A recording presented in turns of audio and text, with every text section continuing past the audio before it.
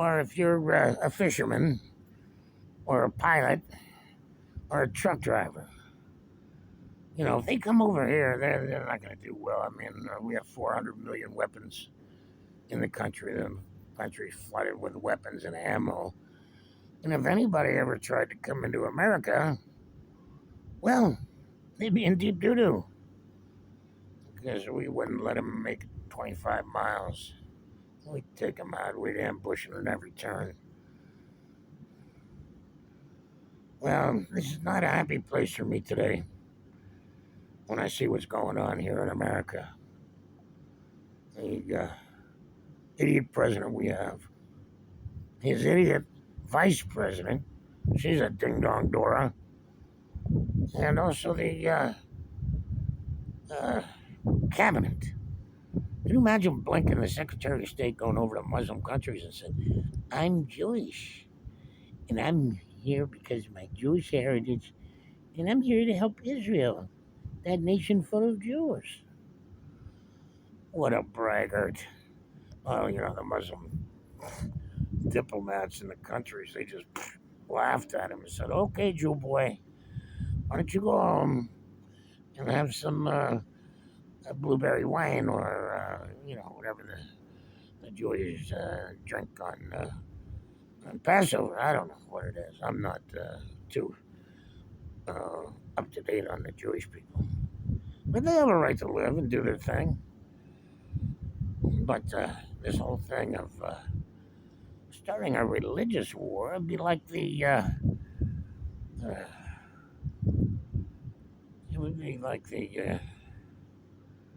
what am I trying to think of? The Crusades. They did like 10 or 11, 12 Crusades looking for the Holy Grail. Tell you what, I get the Holy Grail in my closet sitting in there. I polish it up every couple of months. And then when I need the power, I rub it, and out comes God. Says, Dr. Mady, what do you need? What is your biggest wish today? Say, well, God, I want to hit the $25,000 10-cent superfecta at Santa Anita during the Breeders' Cup. Okay, Matthew, we'll take care of that for you. And so he just writes down the numbers and tells me to play it for the whole card. And it worked one time. I played a 10-cent superfecta. My bet was a total of $2.40. I had one horse on top with four horses underneath. And bingo, bango, bungo, the dollar superfecta paid $250,000 and I got $25,000. Wow. I tell you, it's nice having the Ark of the Covenant in my closet and pulling it out when I need a quick cash infusion because God always helps me out. Now, they do have the Breeders' Cup coming up at Santa Anita the first weekend in November. They have all the best jockeys, the best horses, the best trainers, the best owners from around the world, and they're going to be competing for huge purse money. And I love the Breeders' Cup and I love the Kentucky Derby. Those are my two favorite times of the year. It's the only thing I really get excited about are the high quality horses, the Class A, top notch horses. When you try to determine the class of a horse, you look at its earnings. And the higher the earnings, the better the horse because he's winning races and he's getting that top purse money. The second thing is the jockey factor. The jockey factor is so important in these big races. Javier Castellano, I think, who else do I like? Tyler Gaffleone. And, who's that one French jockey? He races mainly down south in Louisiana, but he's all over the country for the stakes races. I can't think of his name right off. I'm getting daft. I'm 66. I'll be 67 in March. So I'm kind of, the bread, the cheese is slipping off my crackers. And I can't help it. But they're the Ortiz brothers. And they're from Puerto Rico, and these guys are unbelievable horsemen, unbelievable jockeys. They ride to win every mount they get. Now, anyway, that's my little spiel on the big horse races, and they're exciting and they're entertaining, and you don't know who's going to win. I mean, you might as well put $10 on a 30 to 1 shot, because with those big races, even a 30 to 1 shot has an equal chance of beating the favorite. Because these trainers are pretty sly. They know how to get these horses ready for the big races, and will pull out all stops and use every trick in their books to get that horse to the finish line first. So anyway, you gotta love it. I used to like watching Highlight down in southern Florida, Miami, Dania. They even had a Highlight front on up in Ocala, but it was so cheap. The handle was like for the whole card was like $250,000. I mean, you had a superfected pay $1.10 or some crap like that. They're very cheap, but it's Dania Highlight. They have the top-notch players. Now, Tampa Highlight, I used to love going to Tampa. And then the boys went on strike because they were getting screwed by the owners, and it just killed that front ton. Nobody wanted to cross the picket line. These guys were on strike for an extensive period of time. It just ruined the place. And so what they ended up doing was getting all the scabs in there playing, and they do simulcast. But in its day, before the Florida lottery kicked in, the Tampa Highlight Fronton was quite a place in its day. But yeah, I was reading about this one mobster. He was into fixing horse races, and they bring a $10,000 claimer in to run against these $1,500 claimers, and of course the higher price horse is going to just blow these low price horses out of the water and go right to the lead and win. And even if he fell down, he'd still win. And it's the big difference in class is so important.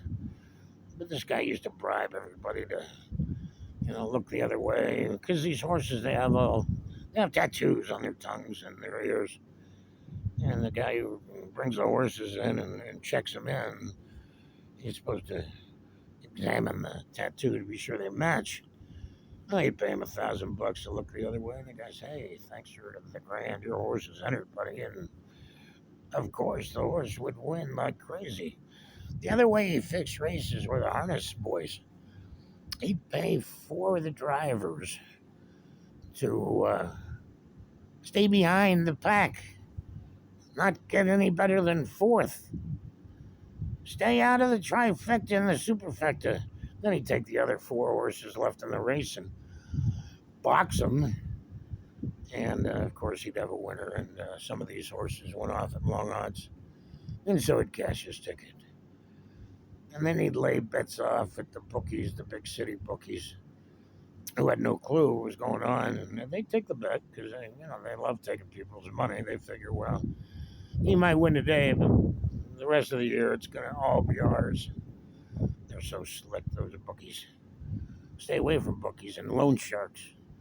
Those are my 2 cardinal rules when betting. Because if you get jammed up with loan sharks, let's say you borrow $1,000 from a loan shark. Your vigorish, or your interest payment is what they call it, is $50 a week. So can you imagine paying $50 a week for a year and not getting ahead and not knocking that $1,000 down? You'll be in debt for years. But that's the way they like it. That's more organized crime's best money makers are the loan sharks. And the bookies love it because they know a degenerate gambler is just going to bet crazy, and then he'll need a loan shark, and it's a vicious circle. So, I mean, why do you think the lotteries popped up in all these states? Because it's an instant moneymaker, especially the numbers games. Down in South Florida, they had a game named Bolita, run by the Cuban mafia. It was a pretty exotic game, but I mean, for 10 cents, you could win $500,000 if all your numbers came up. Anyways, it's crazy. I don't know too much about it. I talked to some people who used to play it, and they had a couple of nice hits. I mean, it wasn't, $500,000, but they did 10, 20 grand. And they were real happy. So, betting is it's a human thing, been betting horses and all kinds of contests for years and years. So, but, well, let's just get back to idiot Joe Biden. Hi, I'm Joe Biden. I'm a nice guy. I lie. I tell everybody about my son who was killed in Iraq, even though he had a brain tumor. I still consider he died in Iraq because he was exposed to chemicals and radiation, and it caused him to get brain cancer. Even though he died in a Walter Reed hospital, he still died in Iraq in my book. And then, the guy's a freaking pathetic liar. He lies about everything. You can't trust him as far as you can throw an axe. And his henchmen, they all, they get that program to keep him from falling. Oh, don't let Joe fall. We don't want that on TV. We don't want that on the internet, on YouTube. But he's shot physically, mentally.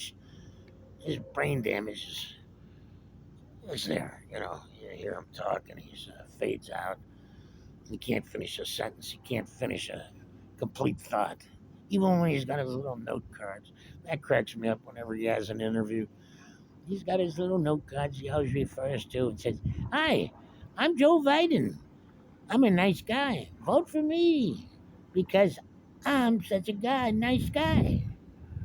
Uh, uh, oh, well, I'm going to upload a quick video of Presque Isle Bay here on the shores of Lake Erie. The sun's going down. It's not going down real quick, but soon enough it'll be down. And it's a beautiful vista up here. And I'll shoot about a minute of video and post that up after this. But that was my little rant for today.